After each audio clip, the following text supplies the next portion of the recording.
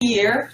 And, you know, when we turn the calendar every year, not does only the date change, but our legislature gets back into session. And so we thought it would be a good opportunity before the legislature really kicks in to actually explain what they do. Because it's not as straightforward as you may think. And after going through and watching either on C-SPAN, MSNBC, or Fox News, whatever channel of your pleasure, seeing the Kevin McCarthy get elected by like 15 votes to be Speaker of the House, you think that's crazy? And it is crazy. We're shy of crazy. We haven't reached that yet.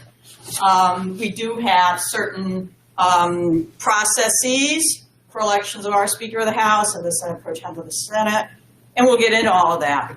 But thank you for joining us, and I guess my back also was to New Haven and Arnie and Chelsea and Megan, but I want to introduce two, Bill Malitsky and Ross Gionfriddo, all dressed up, who are going to help me through this presentation because there's a lot of mystery that goes on at the legislature. And Bill and Ross are lobbyists with Focus Governmental Affairs. They used to be with us. Things got complicated, not with them, but with the whole structure and process because the rules keep changing. Billables. Yeah. I don't like billables. And I don't like the audit potential. So we separated, but it's a very happy separation. And so they're going to help me out through this process and through the presentation. And then they're going to talk a little bit about what they do, what lobbying is, why lobbying is important, and you'll certainly get the feeling for that as we go through how a bill becomes a law in Connecticut. So you'll all remember the little cartoon guy. When I was growing up, it was on Zoom, but some folks probably saw it on other things because Zoom probably didn't exist. But just in case you forgot. Here we go. Here we go. Listen carefully. Okay. It's only uphill. Open a ticket. Capitol Hill. There's no sound.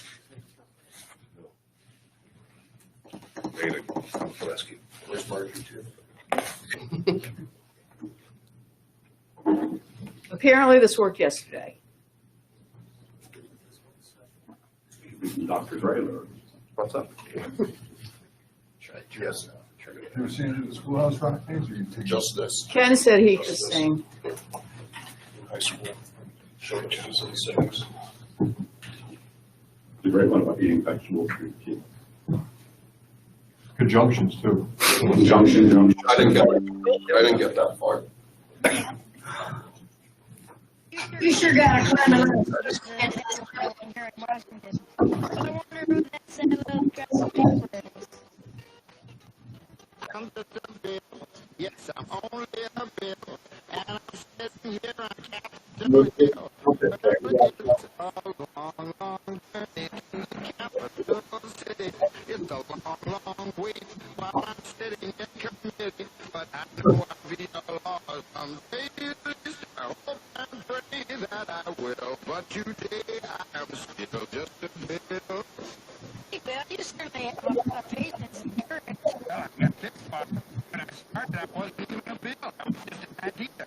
Some folks back home decided they wanted a law. The rest of they called that local congressman, and he said, "You're right, there ought to be a law." He sat down, wrote me out, and introduced me to Congress. I became a bill. And I'll remain a bill until he decided to make me a law. I'm just a bill.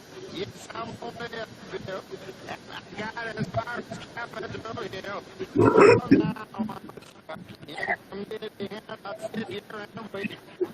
You keep Congressmen discussing debate whether they should let me be a law. I pray that they will. But today I'm still just a bill.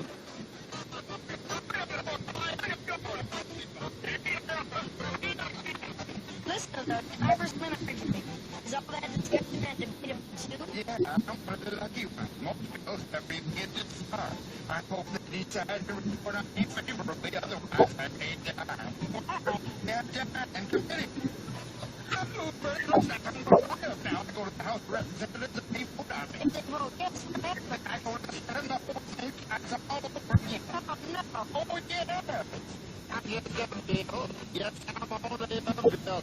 And if they vote for me on Capitol Hill, well, then I'm off to the White House where I'm waiting on line with a lot of other bills for the president to sign. And I'll be that he will. But you did, I'm still just a bill. You mean even full conversations to be about the president? No. Yes, that's called a veto. The president vetoes me. I have to go back to Congress and go back being ended by that time. By that time, Mr. Graham, I see that should become a law. It's not easy to become a law. No. I hope and pray that I will. But today I'm still just a bill. He signed the bill. Now you're a law. Oh, yeah. Yay! That's all you need to know. You'll see if you change the word capital to LOB, governor to president, or president to governor, that's our process. There's so much truth in that little video. It's scary. The bill sitting outside a committee, us not being allowed in, wondering what are they going on, what's going on behind closed doors. That's why we have lobbyists too. But this was so prescient on how bills actually progress through the system and how they start out as an idea. Okay, now I'm tapping the screen.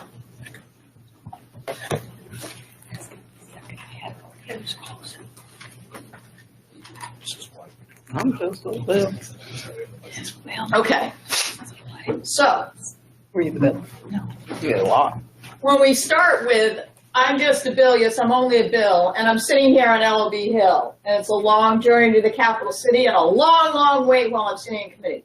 As I said, all that is true. So where do bills come from? As the little cartoon character said, it's an idea. It's an idea that somebody has. It could be a constituent of the senator or congressperson who's pushing or representative, the House of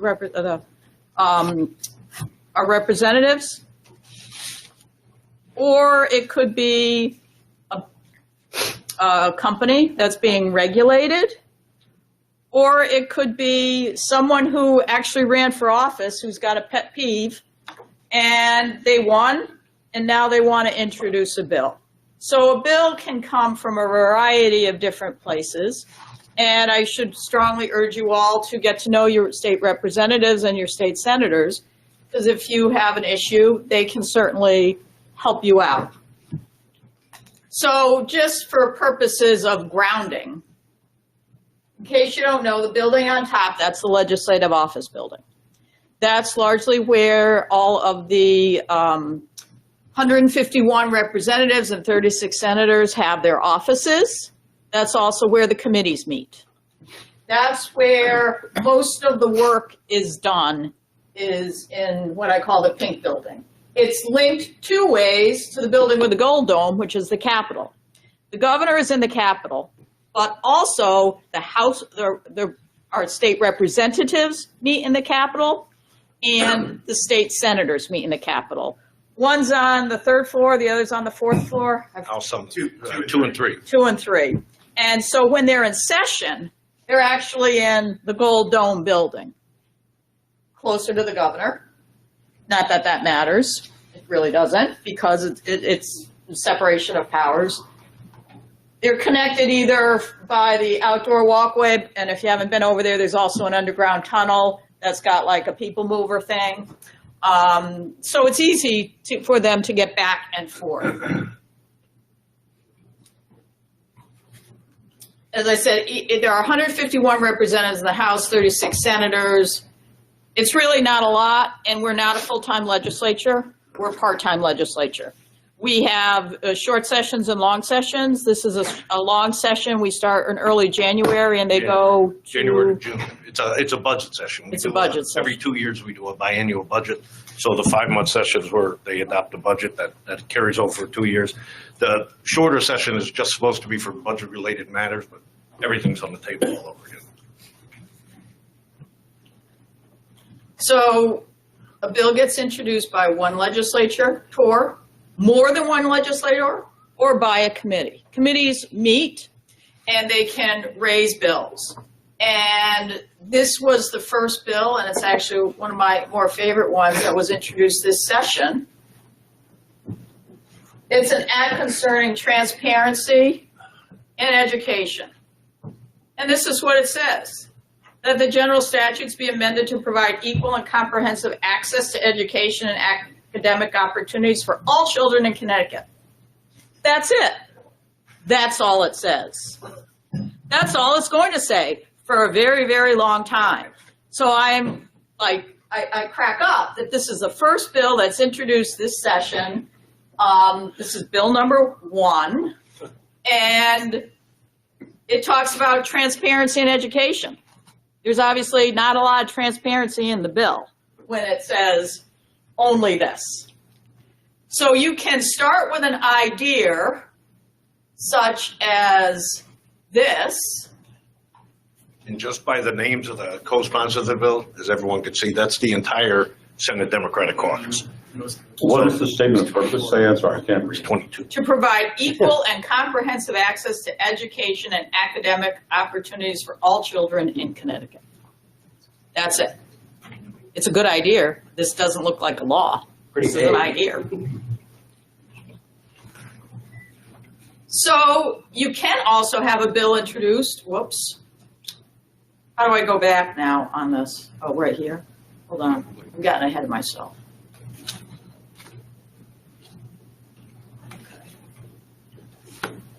There we go. Or you can have a bill that is a lot more comprehensive that gets introduced. And this is one that got introduced. It was about creating brownfield land banks. There'll be a theme here. Some of these are environmental bills and solid waste, because these are the ones I follow, I know most about. That you'll see actually has some statutory references and looks more like a law.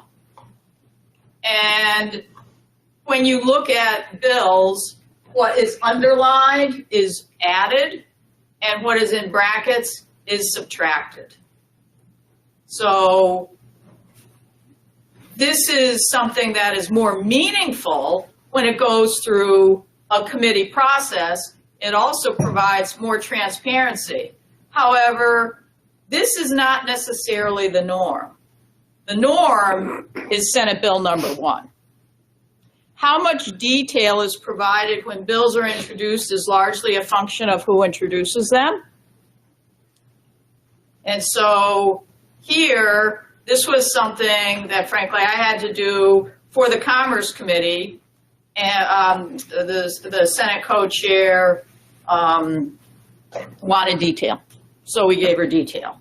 When you have new sections to bills, something that's brand new law, you'll see it with a new. So section 2 of this bill would be all new. And this was prepared. So you see in the changes, when you have a more complete bill, new sections are underlined, what comes out is in brackets, and then new parts are noticed as new. And there's variations in between. Any of these can be introduced, and they get referred to committees. There are 27 committees, from aging to Veterans Affairs. Obviously there's environmental committee, there's energy and technology, there's insurance, there's public works, there's commerce. There's 27 of them. There's a lot. And unlike Congress, we have what they call joint standing committees, which means both the House and the Senate sit on the same committee. That's right, and their co-chairs are a senator and a representative. And who decides what committee a bill goes to if it concerns, let's say, subject matter that might fall under the purview of more than one? The screening. It's a good question. We're actually kind of wrestling with that now. So we have got a few bills where we've not had success in like the Public Safety Committee, for example. And it's like, well, we've got friendlier legislators on the General Law Committee. So maybe we tweak the language in such a way that we get it set to general law instead of public safety. But there's a committee that makes that. Basically made up of leaders, legislative leaders that will kind of make that call and where things would go. There's a question, yeah. So much like the real Congress when they're fighting over the Rules Committee, that's really about what bills get introduced. Yes. And where do they go? And that's the same thing. And it's for us, it's the legislative leadership that sits on the steering committee. And so they bring it in, they decide what committees get the bill. Now, just as an aside here, because I'm sure it's all of interest to everyone, is there's the Judiciary Committee, they review the judges. There's the executive and legislative nominations if you're appointed to be a commissioner of something, or you sit on a board like the MERA board, you have to go through executive and legislative nominations and get vetted and reviewed, and you have to sit there and answer the questions. But usually, and there's a calendar call, and it all goes through the process, and you sit there and you get approved. There's also the Regulations Review Committee, which is a whole nother topic on how regulations are enacted. Connecticut is exceptionally unique in how our regulations are enacted. It's not your standard, as some of you may have learned in law school, it's not the standard, I'll call it administrative procedure process, where an agency comes up with the regulations, they do notice, there's an opportunity for public comment, and then the agency spits out the regulation and Congress is spit out in the Federal Register. And it's final. Everything goes through the Federal Register and it's done. In Connecticut, it doesn't work that way. There's another step. Before regulation becomes final, it has to go through a legislative committee called Regulations Review. And if you don't like the regulation, and sometimes the senators and representatives don't like certain regulations, they can kill it. And the agency has to start all over again. And this is an exceptionally powerful committee, and it really does add a very big hurdle to getting certain regulations changed. In the environmental world, our DEEP, they don't like to enact regulations because they know it can be modified and changed or shut down at regs review. And so they want to say under their broad statutes, they can do anything they want. It creates a lot of issues. Has anybody, this might only interest the appellate nerds in the room, has anybody ever brought a separation of powers challenge to that? I mean, the agencies are part of the executive. Yeah. The agencies don't do it. I mean, they come up with what they want to promulgate a reg. They have to run it by the governor and the Office of Policy Management. If they don't sign off on it, the reg doesn't go anywhere. The governor controls it. But the fact that the legislature is then reviewing when an executive branch department proposes a regulation. Yeah, I mean, essentially what they're doing, they're not really looking at it from a policy perspective. It's more like a technical perspective, making sure all the I's are dotted and T's are out. They cannot modify it in regs review. They can either reject or accept. That's it. So they can only reject for technical. Yeah, if a regulation comes in with like a date wrong or a comma missing, they reject the entire reg and send it back to the. But they can provide comments like, Correct. Your comment's misplaced. That is correct. Or get into more detail as to what possibly could get through. Yeah, but to answer your question, it's been like this since the dawn of time, and I don't know if there's been any sort of separation of powers arguments brought. No, I'm going through it right now, and with your friend there, Katie Dykes, Commissioner Deep, who's a queen. Yes. I won't say the other word, but a real treat. Like they adopted a change to the bottle bill 2 years ago. We represent the Connecticut beer wholesalers that do a lot of different products other than beer, a lot of spirit-based, like the new lemonades that they're coming out with that are vodka-based. She interpreted the bill to contain spirit, pre-mixed spirit drinks. Never supposed to be that way. She never had the authority to do it. She did it. So now we're going in a war, trying to get it fixed. So I just got her confirmation changed from being a Senate confirmation to a House confirmation. So I got the speaker is holding her confirmation up until she readdresses the issue. So This is being recorded, by the way. What should be the speaker? That wasn't in the cartoon. There were things that's not in the cartoon. But that's our process. I think you wanted to say something. Yeah, well, I was just going to make a comment to Dan's question, because I spent 33 years in the AG's office, and the Administrative Procedure Act was what I spent my life doing. The short answer is I don't know if anybody actually challenged it. The Administrative Procedure Act in Connecticut goes back to 1974, and maybe it was challenged early on. The explanation that was given was that the regulations are in a way a part of the statute, and the General Assembly has the authority to oversee how the executive is interpreting the statute that the General Assembly passed. And to the prior comments, yeah, no, they can only accept or reject, but they can make it clear that until you, the agency, come back with something that looks like what we want to see, which is X, Y, and Z removed, and A, B, and C added, you can expect the same outcome, so you can, get it through or not, that's up to you, but we expect to see it look like this, that, and the other thing. So that's kind of in the real world how it works. And Ann's absolutely right. Agencies spend a lot of time figuring out how they can avoid going through the regulation making process. So as I said too, the regs review is a whole hour all by itself to talk about it, because it's a very it's a process driven by statute, and there's a lot of nuances to it. It's amazing you bring it up because only lawyers know about that process. Yeah, and it's not even as transparent as this process is. And this process has a lot of closed doors with the bill hanging out outside. Regs going through regulations is a whole nother topic. It's even worse.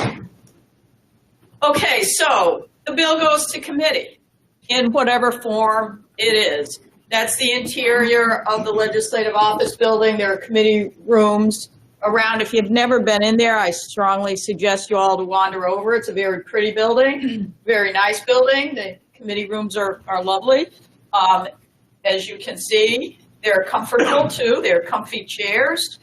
And the state representatives and state senators sit at the tables, and then whoever is called to testify sits in the middle. Sometimes CTN records it, sometimes they don't. It all depends on the nature of the committee and what's going on that day. In order to testify before a committee on a bill, there's not a lot of notice when the bill is going to be brought before the committee for testimony. Sometimes it could be 72 hours, sometimes it could be 48 hours, sometimes it could be a little longer. It all depends on the committee. But there is a relatively short period of time. So if you are looking at a bill, bill number 1, and bill number 1 will likely go before the Education Committee, that could be set up for a hearing on, say, Monday or Tuesday of next week, once the committees get going. So, and you may not see very much more than what is in that statement of purpose already for you to testify on. You always prefer the more meatier bill, like I showed you before on land banks, because that gives you something to testify on. Now, the legislature has you sign up. The first hour is usually reserved for public officials. Then it's the public. And they will call them one by one. Every committee is different. Sometimes they ping pong, one public official, one like member of public, another public official, another member of public. So you never know. You can sit there when it's in person all day. I have in the Environment Committee when it's Elephant Day and there are bills to ban elephants in the state of Connecticut. You can sit there for 12 hours and wait until your name is called. In part, it's because folks stack as soon as it is noticed when a bill is going to be called and you know the date or time you can sign up, what is an hour or so before the committee hearing? They actually, Sometimes because of, longer, they all stagger. because- And a lot of the committees are going on lottery. yeah, To keep people from us like getting there at 5 in the morning, having staff getting there at 5. Well, exactly, and that's how you would beat the process, is folks like Billy and Ross, and if you knew people, you would get there early and stand in line and get your name there as soon as possible. And that's ridiculous, but that's the process. And even during the pandemic, they would do it all virtually and on Zoom. And now they're going back to doing it in person, or you can also Zoom in. And I've done it on Zoom, and you can sit there waiting on Zoom too, but they give you a better, it worked out better on Zoom. You didn't have to like sit there and watch them all day talking about elephants or whatever. You could just, there was a general, it was better. It was a different system, so I'm hoping that I they'll. think, one of the most frustrating things was, we represent the Catholic Church. Like, we went through a long public hearing a few years ago dealing with aid and dying. Obviously, the Catholic Church is opposed to it, assisted suicide. So there were people that were waiting there 20 hours. I think it was an 18-hour hearing. Literally started at 10 a.m., went to like 4 p.m. the next day. And by the time, a lot of people would get up to speak, you'd have like one member left. Well, and that's it. That's very depressing. You're like very passionate about the issue and there's nobody listening.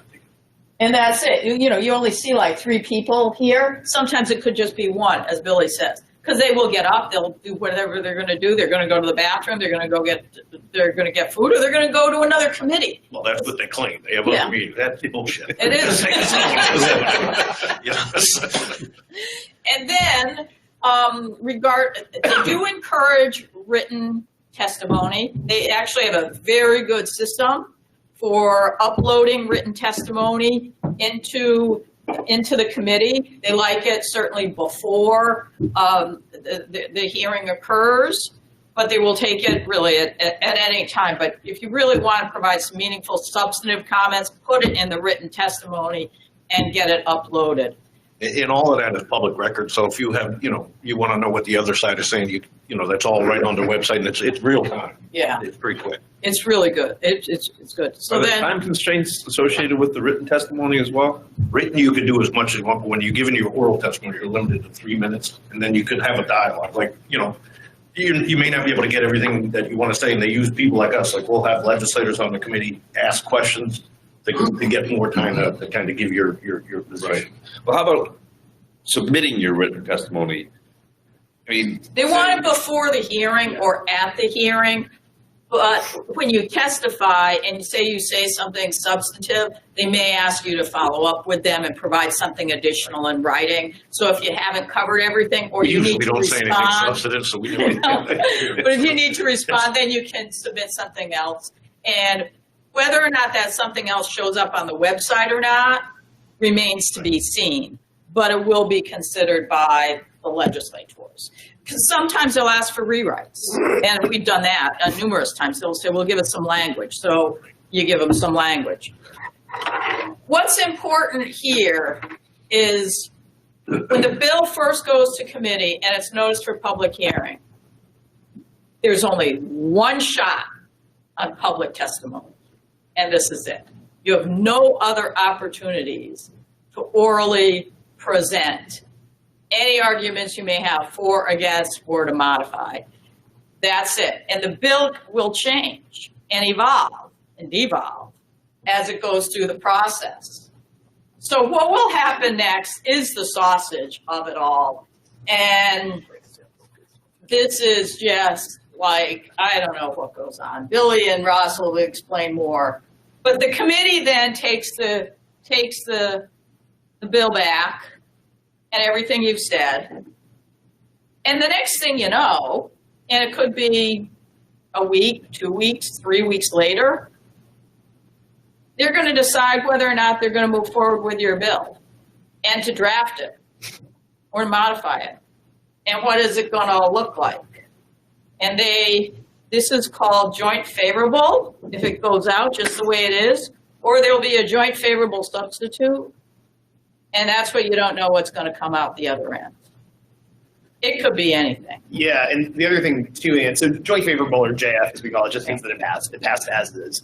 JFS, joint favorable substitute, means that it was amended, and it could just be they changed the effective date, or it could be, so sometimes committees will raise what are called dummy bills, which just say an act concerning the Department of Consumer Protection to amend regulations of the Department of Consumer Protection. That's all it says.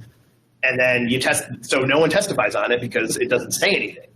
Then it gets to the committee deadline, and they said, okay, we're going to JFS it, and they put in 80 pages worth of, like, I don't know, black bear regulations or something like that, and it's completely different. But there was no opportunity to testify on it. So, I mean, they could change the JFS language or the amended language like that morning or that day when they do the committee stuff, and there's no opportunity, once the public hearing deadline passes, there's no other opportunity to go on the record on that bill. And the bill starts to have its own life. And the committee does, other committees have deadlines on which they're supposed to report things out. And it's varied by committees. The budget ones are the last committees that report out. I think appropriations or finance and bonding, they're like at the tail end. But all the other committees are kind of done earlier. Because then their bill takes a ride.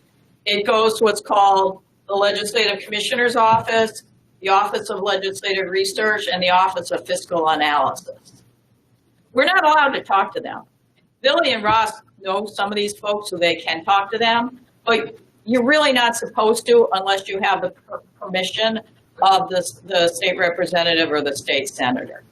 That's when this bill really gets drafted. As Ross said, you have the statement of purpose, much like Senate Bill 1. And then next thing you know, you got 80 pages. Who's really drafting those 80 pages? Maybe somebody on committee, maybe a constituent, who knows? But then it goes to the Legislative Commissioner's Office where it gets fine-tuned and drafted in accordance with statutory style and put into the right sections. And then the Office of Legislative Research does a little analysis of it, which is very helpful because now you got 80 pages and you're like, what the heck is all of this about? So that's like a shorthand version of what's going on. And then the Office of Fiscal Analysis, which tells us whether or not there's a fiscal impact. And pretty much anything the governor and the legislature and the state agencies want really don't have fiscal impacts, even though they do. I mean, how that works. Funny how that works. So then once it finally comes out of this process, and again, you don't really have any control. We've got the lobbyists trying to, smoke it out. What's going on? What are the changes? What does it mean? And there can be meetings throughout the process too. The committee chairs may have a favorite bill and want to talk to the Catholic Church, for example, and see what could work and what their thoughts are. So once it's drafted and analyzed, it could be tabled for the House or the Senate. House bills are generally 4 digits, and Senate bills are 1 through 3 digits. House bill started at 5,000 and up. Yeah. Senate bill started 1. 1. So that's how you know where the bill originated, and that's where you know which chamber is going to ultimately get the bill for purposes of analysis and what happens on the floor. So what happens on the floor? Okay, it gets put on the calendar and it gets a new file number.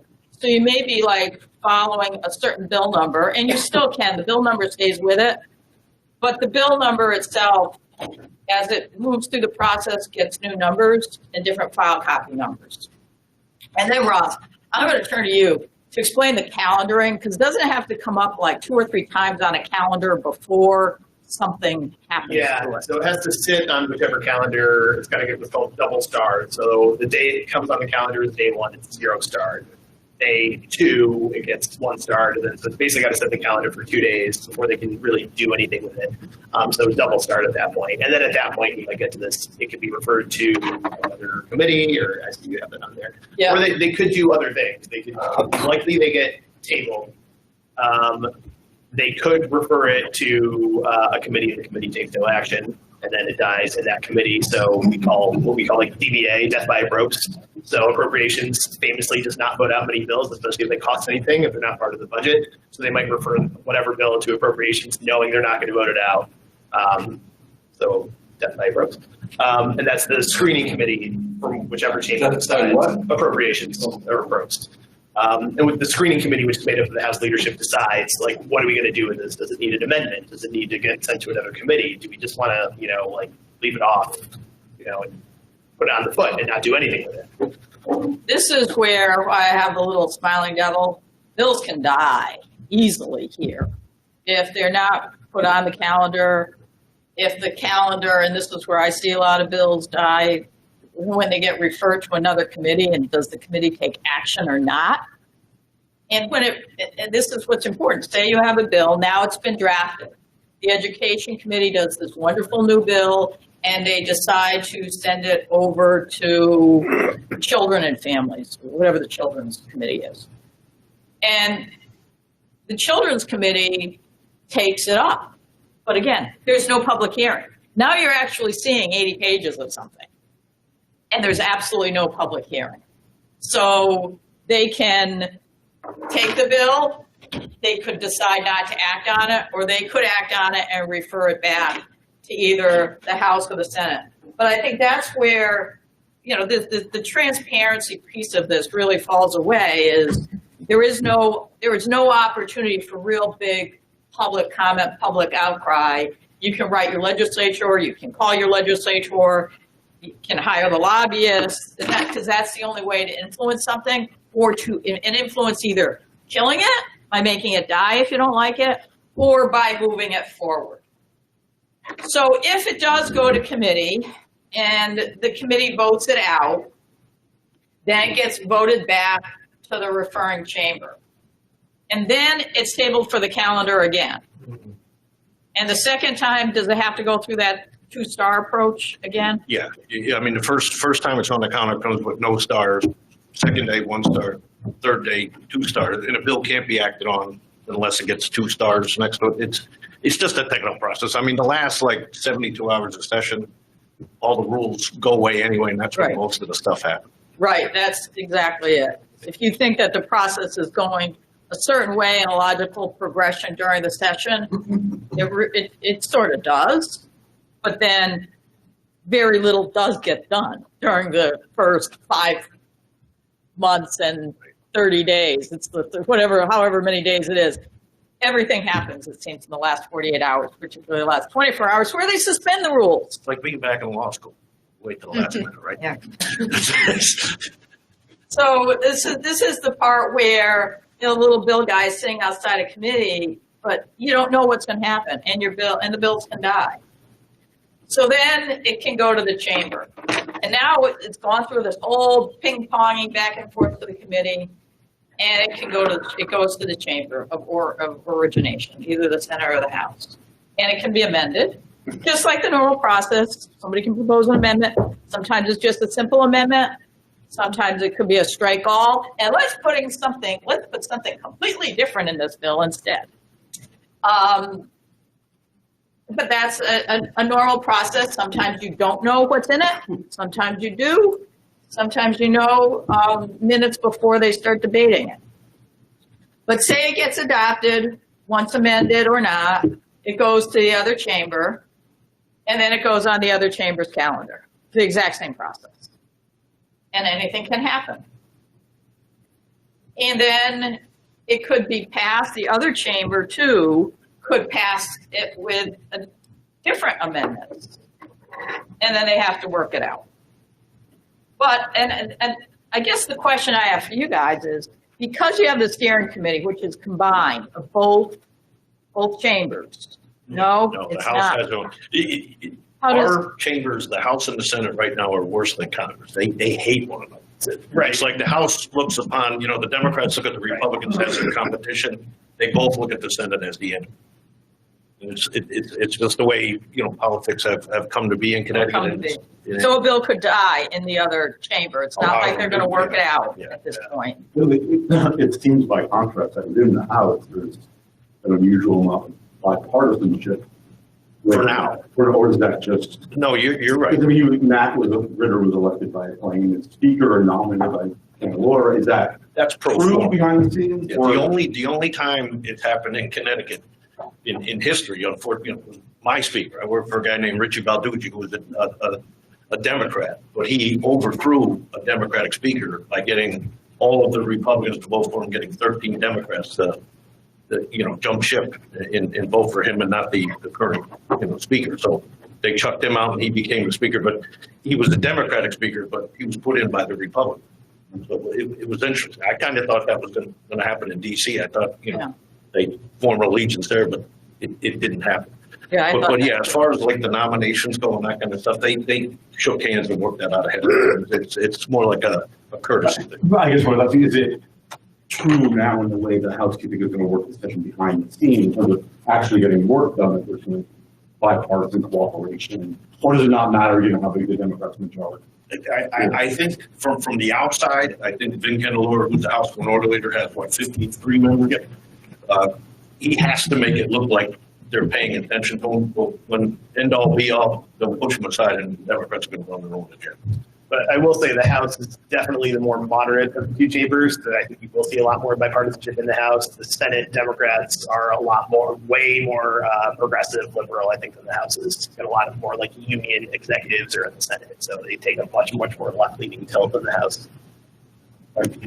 If the House has its amendments go over to the Senate changes the amendments. Does it go into concurrence then, or It goes back to the House? And then if the House puts another amendment on, it goes back up to the Senate, and they strip it off. And it's got to happen twice, and then it goes into a conference. And then it goes into concurrence.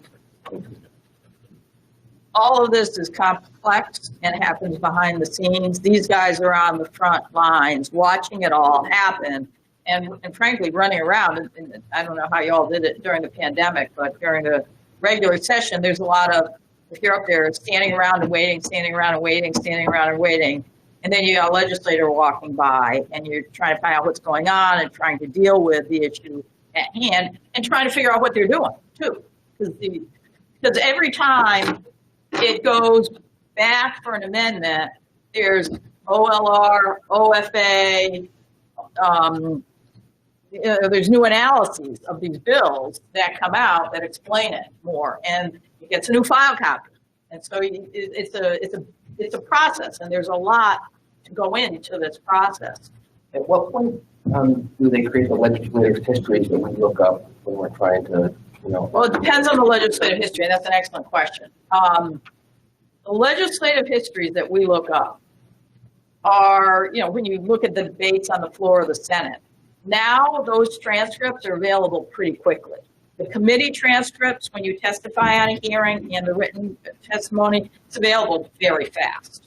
The House written transcripts are available now very fast. Even, they've done a good job. I think it goes back to the late 70s. They're available online, so you don't have to go over to the state law library and look it up. Some of them. No more microfiche. No more microfiche. But there still is, it's a good bill, it ought to pass. There's still an awful lot of that legislative history. And what do you do with that? And there still is, all of that is all electronic records now, but within the House and in the Senate, it's all, you have to have 3 copies. You're going to have a golden rod, you got to have a pink copy and a white copy. Yeah. All 3 of those, go up in a little thing like this, where all 3 goes to the House clerk's office. They stamp it, approved by the House. That paper has to go up to the Senate. They stamp it as received. It gets read into the counter.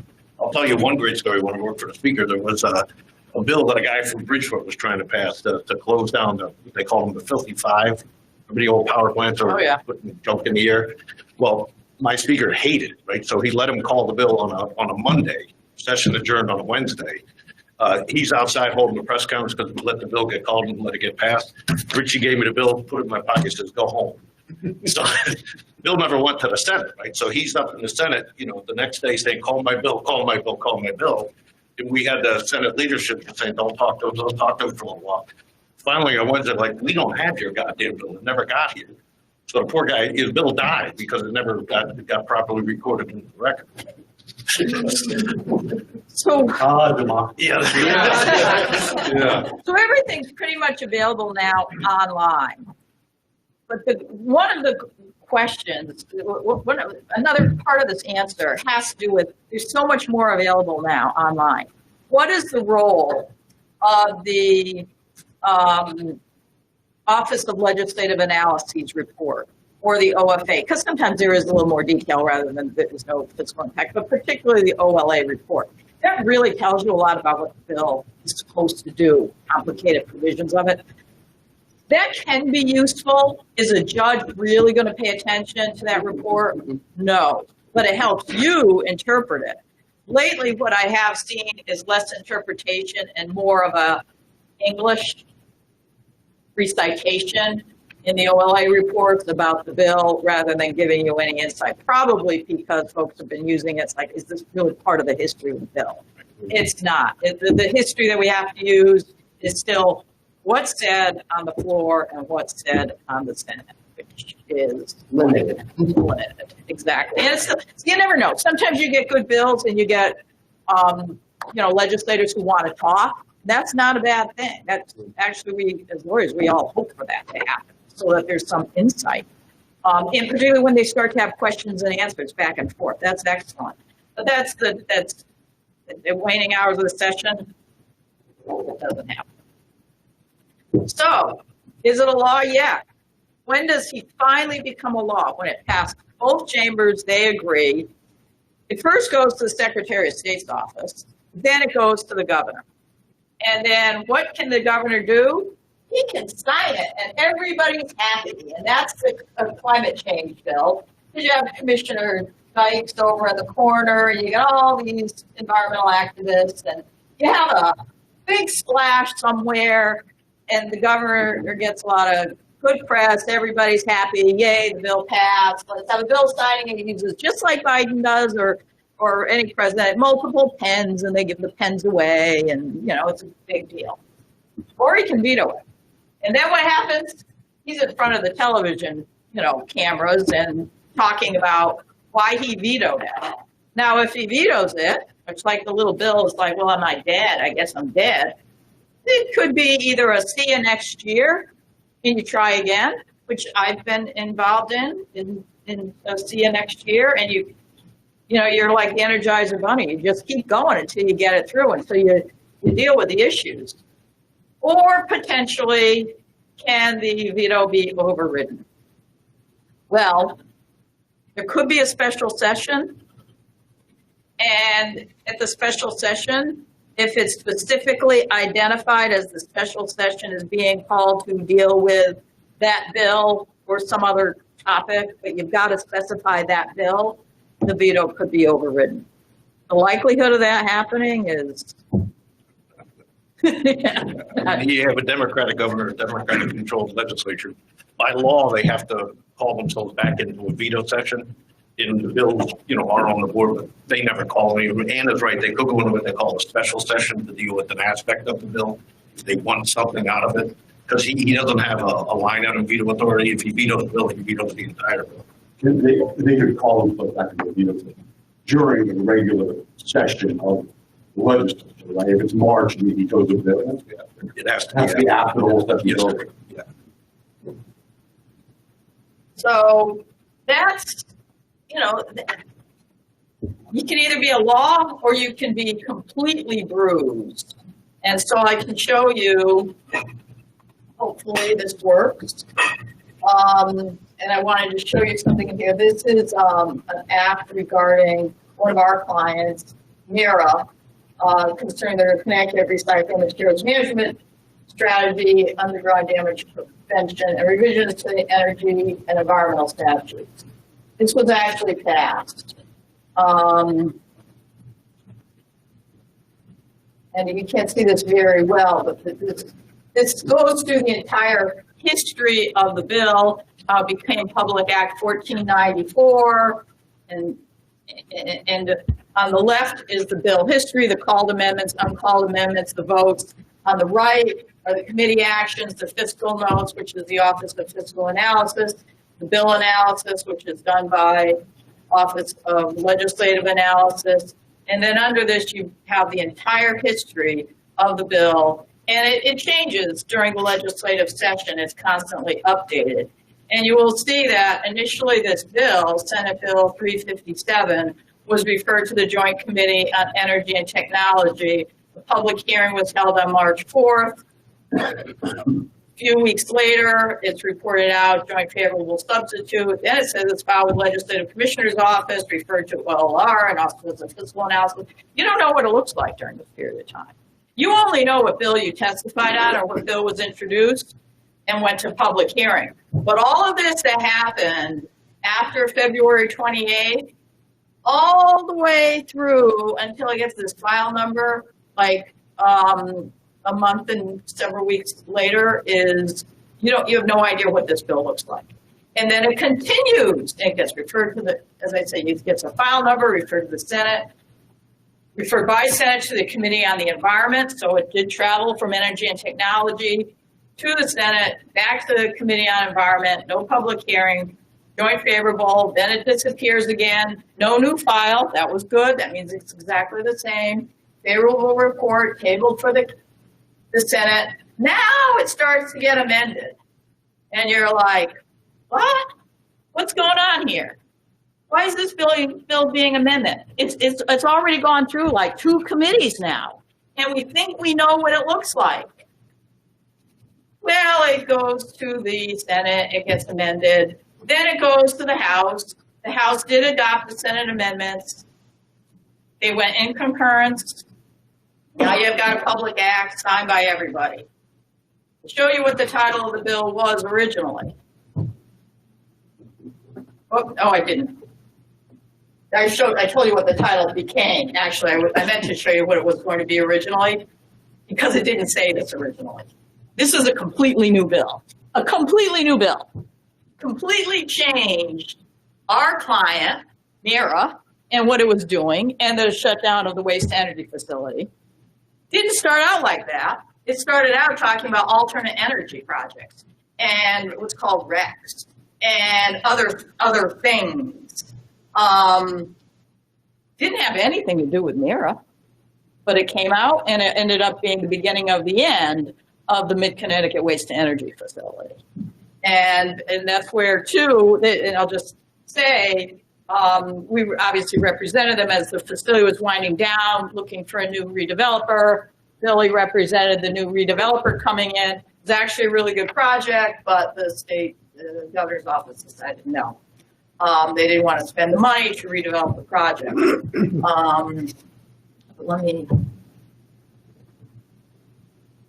I think you got the point, though. I can't go back. But then we've got, but it didn't look anything like that. That's the point. It looked nothing like what came out 3 months later. Completely different bill. And the only way any of us could have impacted it was to have eyes and ears to the ground, lobbyists to know what was going on. Because if you're just sitting at home thinking, I'm good, it came out of both committees, you can't rest on your laurels at all. This is a bill on brownfields. And this bill on the land banks, it started out with a lot of detail like I showed you. It was actually a pretty darn complete bill in the very beginning. Went through the entire process. It was a good process. The bill actually didn't change that much at all during it. Then we were blindsided. We started hearing about it a couple days before the governor was going to veto the bill. We're like, what? Why is he going to veto it? This makes no sense. It was the use of the word bank, land bank, that someone convinced him meant more like a real bank, and it could have all these fiscal implications. It couldn't have been more wrong. Land banks just take brownfields sites and just bank them and keep them until a developer comes along. It's a way of moving properties. It has nothing to do with money, fiscal impacts, nothing. But we weren't able to convince him not to veto it. He vetoed it. We thought about it, I think we thought about the veto session, but he was like, he was over it. And it was like, it made no sense. He vetoed it. What did we do? We came back the next session. We were able to educate these folks who thought banks really don't mean banks, and got it through the following year. So, and we were really happy. We were, high-fiving the night it passed Did you get a the Senate. No, I didn't get a pen because he vetoed it. He was like, signed it the next year? He signed it the next year. No, Yeah. did you get a pen the next year? No, I don't get any pens. I've actually had a lot of bills being passed every year. This was our first failure because I sit on the Brownfields Working Group and we get a lot of bills passed. But this one we didn't, and we were. But he can do that. He's got the power of the pen. So you can win or you can fail. And most times you want to win. This is the website that is something that is a very useful resource if you're tracking legislation. It gives you the history, as I showed you. It's got the committees identified here. See, those are all the various committees. The bulletin is like, I'll call it the day calendar.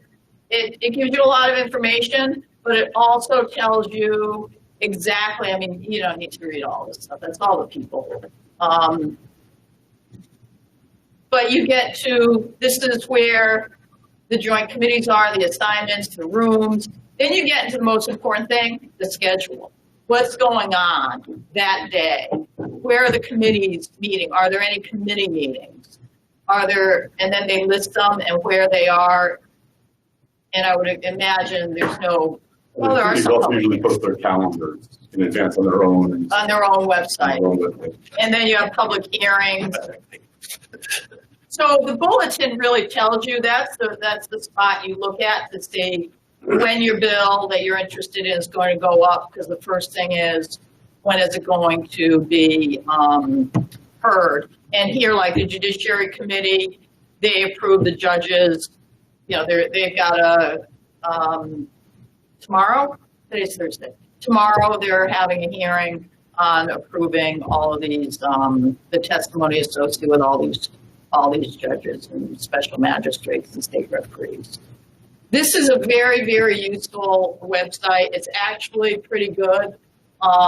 There's a page of it that if you really do track legislation, I lost that, there it is.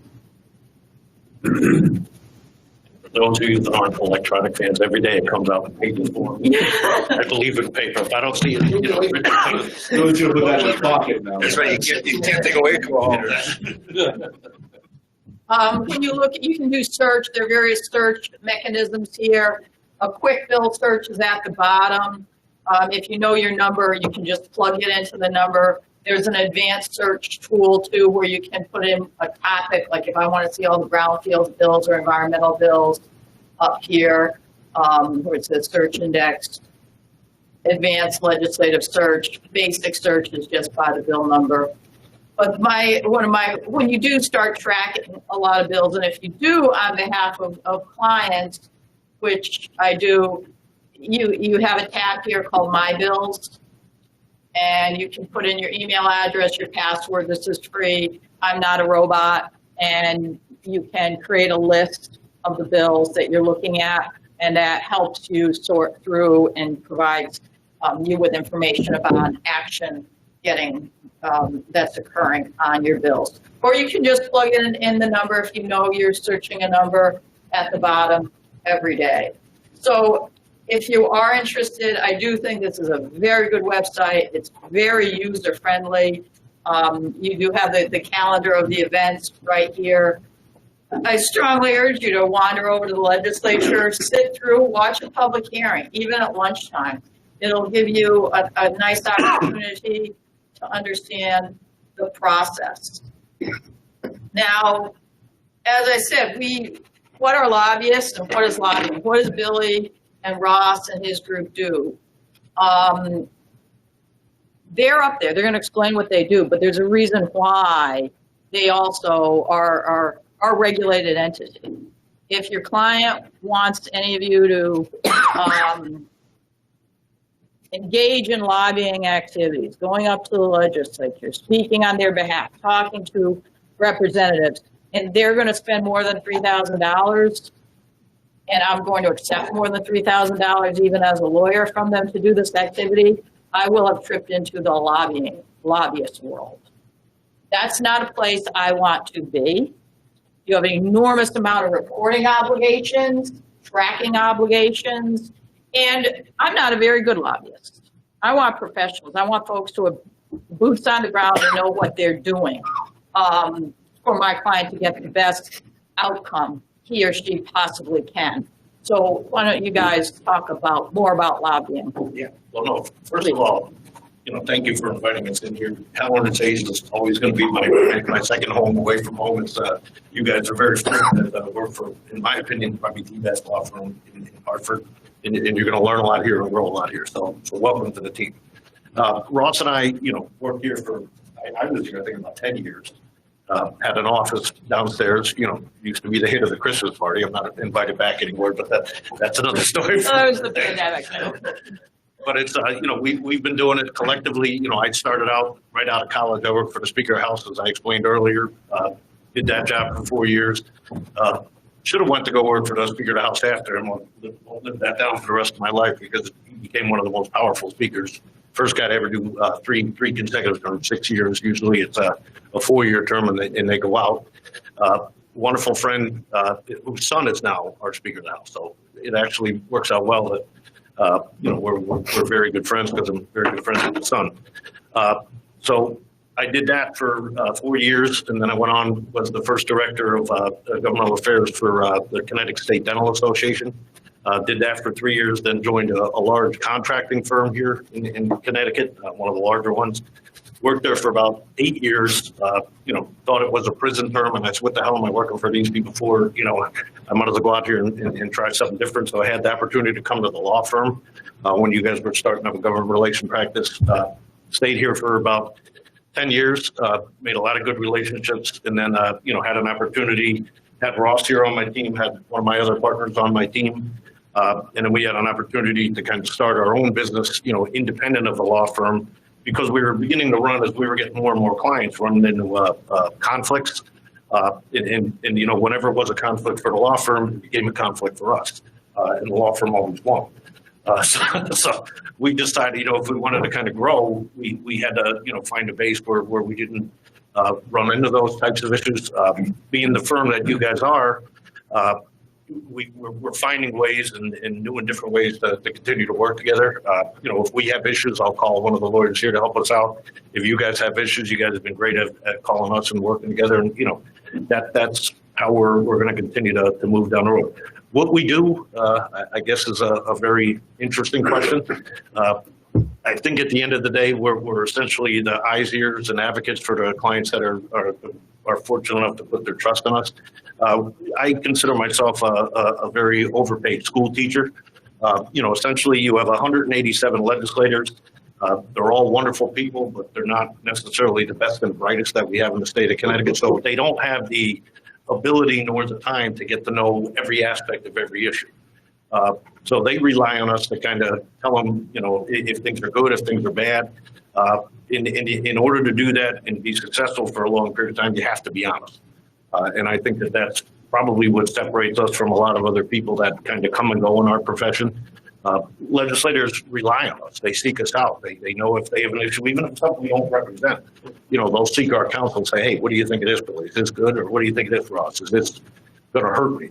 And we're straight up and honest with them. And we actually have legislators that when they run into someone that may need a lobbyist, they'll have them call us because they enjoy working with us. Yeah. So Ross and I connected with these guys in 2014. I was an intern at UConn Law, and thus I started interning in my third year of law school because I was like, I don't know what the hell, this sounds like it might be fun. And here I am, 9 years later.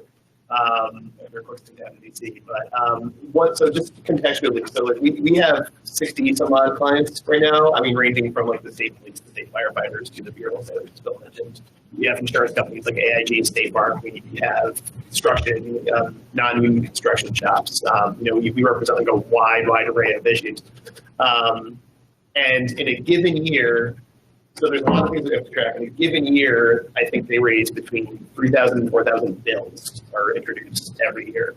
And about between 200 and 300 of them get final passage through both chambers. So they really funnel this stuff down through the process. But we got to track all of that stuff because we need to figure out what's going to affect our clients. And it might not be obvious. There might be certain things where it's okay, well, this is who's got the liability for a tree falling wherever. It's okay, that's a big insurance. Turns out that's a huge insurance issue. Depending on kind of not even that, an insurance agent issue. So we track all that from the clients. So not only do we try to get some bills passed, I would say probably 90% of the work that we do is trying to stop bad bills from going forward. So we're only trying to pass a small number of bills every year. But there's a lot of bad things that come up every year that we try to beat back basically. But the number one thing for us is to make sure our clients have the information, they know what's going on both publicly and then kind of what's going on behind the scenes. So they're going to get screwed that it's not like the first time they're hearing about it. But yeah, and that doesn't even take into account like all the amendments and stuff that gets filed throughout the process as well, to see if, hey, this bill turned into something completely different. Like, we got to let the client know. It's a lot of stuff. And this year, more so than any other year, I think we have 36 brand new legislators never been elected to public office in either the House or the Senate. And every one of those people comes in there, with grandiose ideas that they're going to change the world. And as the folks that have been there for a long time, will tell you there's no new good ideas. I mean, they've pretty much contemplated everything, debated everything, voted on everything, but the new guy comes in, he wants his or her day in court and wants, the bill that they believe is the most important thing in the world to pass. There's crazy bills that come up each and every year. It's interesting. You talked about the elephant issue. Mm-hmm. We got hired 2 years ago because a bunch of rich people wanted to go to Africa and hunt elephants and bring their carcasses home. Ken probably would like that. And it was, I couldn't kill the damn bill just because the environment wanted to kill it. So, I had the bill passed, but I required that it would have to promulgate regulations to have that stuff tracked. 3 years later, they haven't done anything with regulations. So the bill's out there, but he can't enforce it. So there's ways to skin in the cat every which way, to keep things going.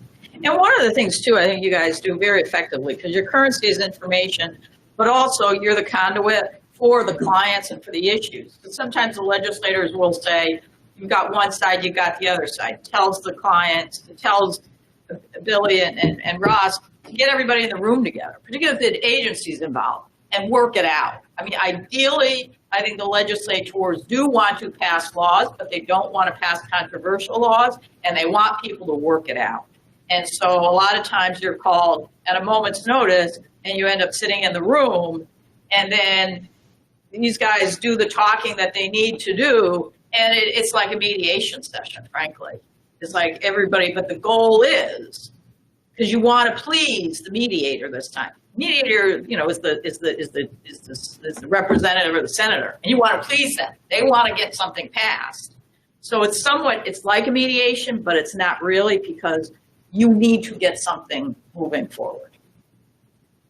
Right. And Connecticut's the land of steady habits. And I think, in my own personal opinion, I think the governor we have now has kind of gone back to those steady habits. Mm-hmm. I mean, we had, Malloy was in there for a number of years, and he was one of these guys with grandiose ideas that kind of wanted to change the world. Mm-hmm. The businesses that hire us, they don't like change. They kind of want things to be, as they are today, or at least if they're going to change gradually. Because it's difficult to, shift your business model in a very limited period of time. So our goal is to try to, have them have the ability to make money in Connecticut and want to come to Connecticut. So on money, and let's talk about that for a minute. Because money, obviously, as I said, if you're going to engage in, there are rules for lobbying. It's a heavily regulated industry that affects the client, as well as Billy and Ross. They're called the communicators. The client is obviously the client. They live in a regulated world where they have to make a lot of reports and identify who's paying, how much they're paying, monthly, quarterly. And there are restrictions on when they can give during campaign seasons. There are also restrictions on not just when they can give during campaign seasons, but the partners at Halloran and Sage. Because we are a state contractor, we not only represent Mira, but we represent UConn, Deep in Department of Agriculture, the Connecticut Lottery Commission. So every year we are very cognizant, and I have to file reports saying we haven't made any campaign contributions to anyone. And that applies not just to Halloran and Sage as a firm, but to what's called the principals, and those are the partners. So while I like to sign my name and say we've given no contributions, because if we have, then we may have really run afoul of a lot of the gift and cane prohibitions, and that's not a good place to be. So we have a blanket rule on the partners. For the associates, I'll say you can contribute. If your neighbor's running for public office, you could contribute. But as you get more senior as an associate and you start thinking about partnership, I'm going to have to start disclosing it as soon as you flip over as a partner. And I think that it protects you and it protects the firm if you just say, if your neighbor's running for, the state representative, just to simply say our firm has a policy and we prohibit any contributions to state elective office, whether it's for the General Assembly, whether it's for the governor or the comptroller, the secretary of the state, the attorney general, whatever they are, because we do want to preserve our ability to be a state contractor, and it's simpler that way for us to administer it and to oversee it all. Yeah, that's very good advice. I mean, you have probably one of the best attorneys in Dan that will defend you, but he ain't cheap. And we don't want Dan to defend us. We don't want to get involved. I'm very expensive. Yeah, because there's the ethics commission and there's the elections enforcement. They pay more attention to the campaigns, but we don't want to get involved. And I'll just tell you, several years ago, I had represented a principal of an architectural firm who bid on a new courthouse, and apparently he provided a $3,000 contribution, and so did his wife, because this prohibition not only applies to you, but it applies to your household members. So it applies to your spouses, and it would apply to your kids to the extent that they live under your roof. Does not apply to federal, just Right. might seem obvious, and a municipal person is also. Well, I'm going to talk about the municipal in a second. Yeah, it doesn't apply to feds at all. So if John Larson wants your money, you can give it to him, or Blumenthal, or Chris Murphy, or whoever else there are, Hines and Rosa, et al. We can only give to Democrats? You can only give to Democrats. Exactly. What about George Logan? Yeah, that's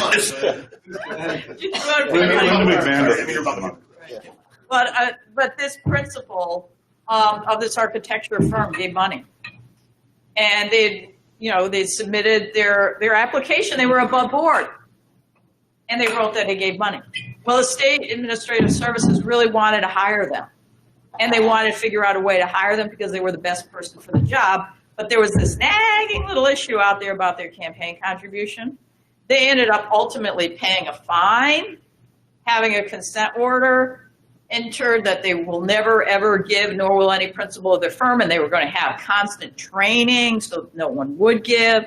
And it was a pain, but it was as much of a pain it was for them, it was a bigger pain for the state, because the state really, the administrative services really wanted this architectural firm to design this courthouse really badly, because they had designed others. They didn't want to start from square one. So not only does it affect your own personal ability to develop business, but it affects your standing with the state, particularly if they want to hire you.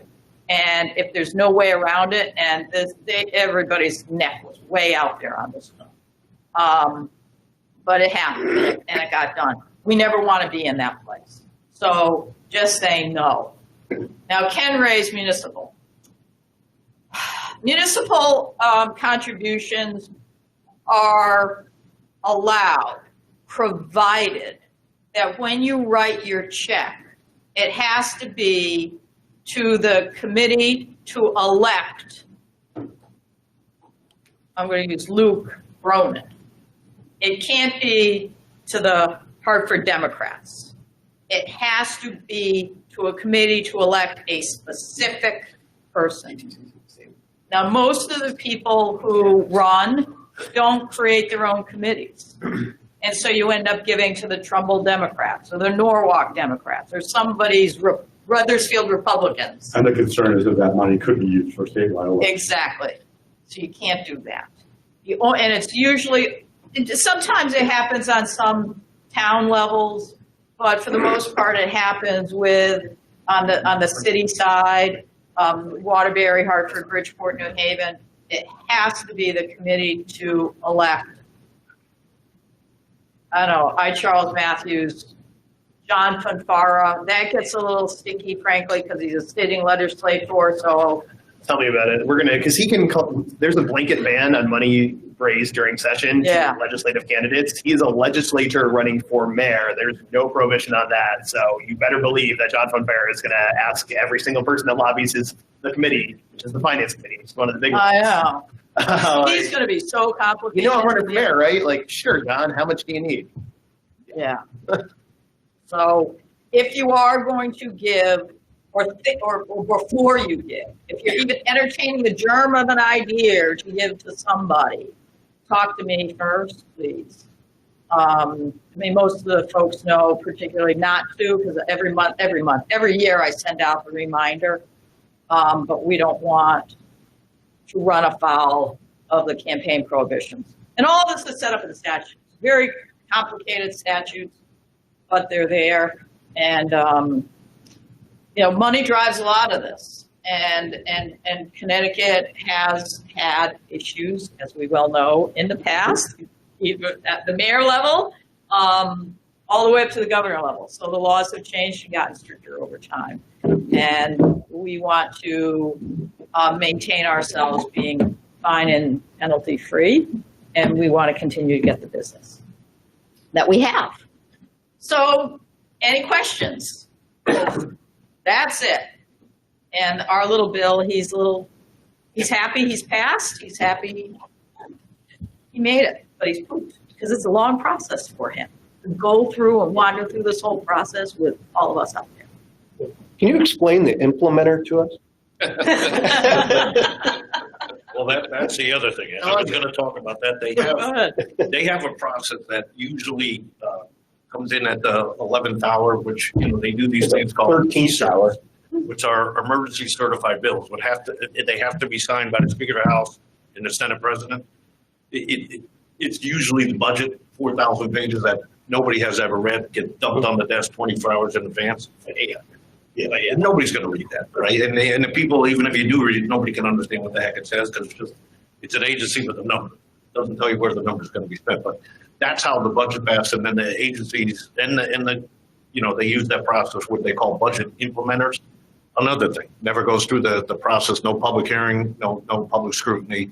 They just get pushed in, and that's what happens in the last 72 hours. Bills that have died in committee have not made it through, or even have been voted down. They find it. They will sometimes put those in the implementer, and you know, once it's in the implementer, like it's a 900-page bill. We call it an aircraft carrier because it takes like everything kind of lands on it. Once it's in that, it's in. I mean, that's it. There's no getting out, and you know, that's where we kind of have to be like nimble. Yeah. We've benefited by that process. Yeah, and we've screwed that process, so it's okay. And that's just for clarification, that's because if you wanted to target that one thing that shouldn't be in there, you'd have to take on the whole budget and implement your own. Exactly right. Once they close it, they just want to close it. Once you open it up, take one thing out, all of a sudden everything's fair game, and they don't want that. The legislators don't want that. Okay. Thank you guys very Any much. other? And I'm just amazed they're actually getting credit for this. We get an hour and a half for this. Okay. Thank you guys so much. Everybody is.